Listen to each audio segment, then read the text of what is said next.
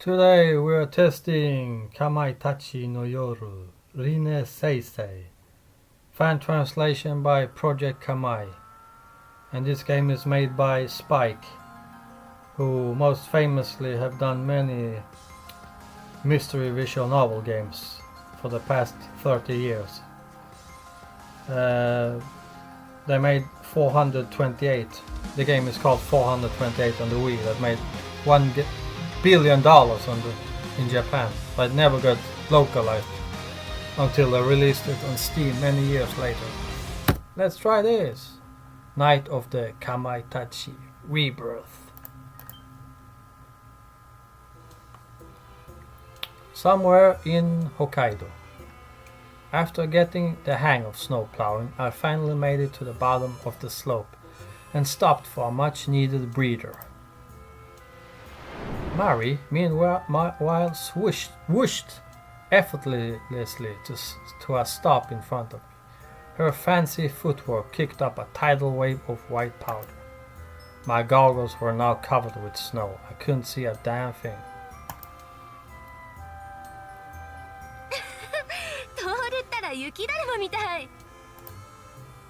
Mary's laughter rang out through the wintry air.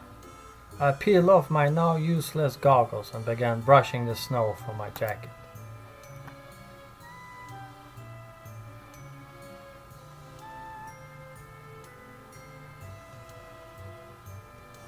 Kawaii desu.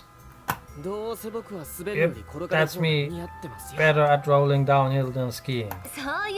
I didn't mean it like that, Toru. I'm sure you'll get the hang of it before long. Mary took off her goggles and flashed me a grin.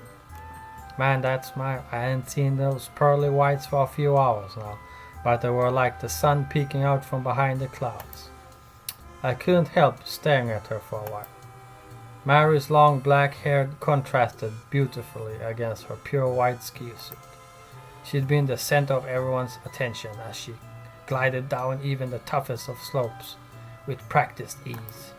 I was sure they must have been dying to know if there was a beautiful face hiding beneath those ski goggles of hers. I mean, it was just the sort of thing you'd think did at a ski resort.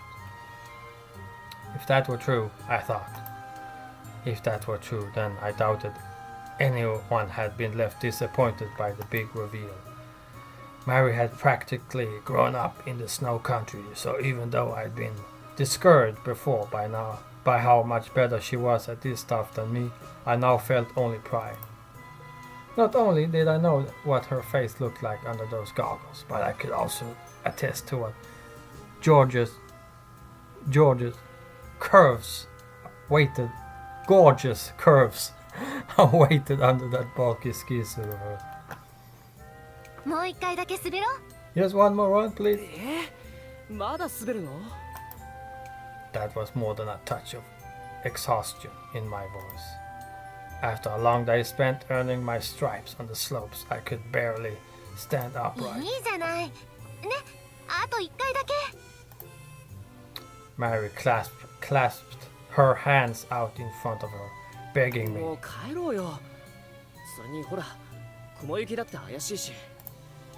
I pointed to the sky overhead. I hadn't been lying. The sun, which had been going in and out of the clouds all day, was now completely hidden. The sky was dark and foreboding.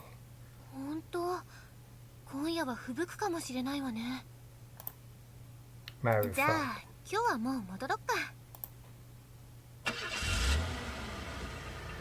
We both piled into the four-wheel drive SUV we'd borrowed from Mary's uncle Kobayashi.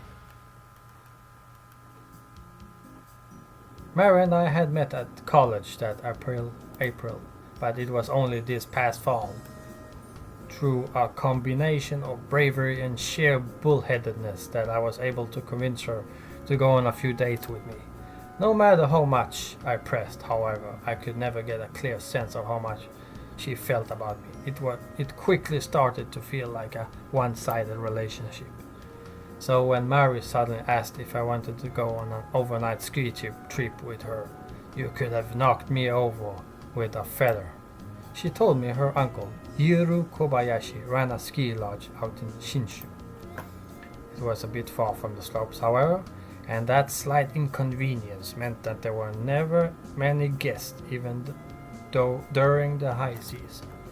As a result, Mary was able to invite me to stay with her at that discounted rate.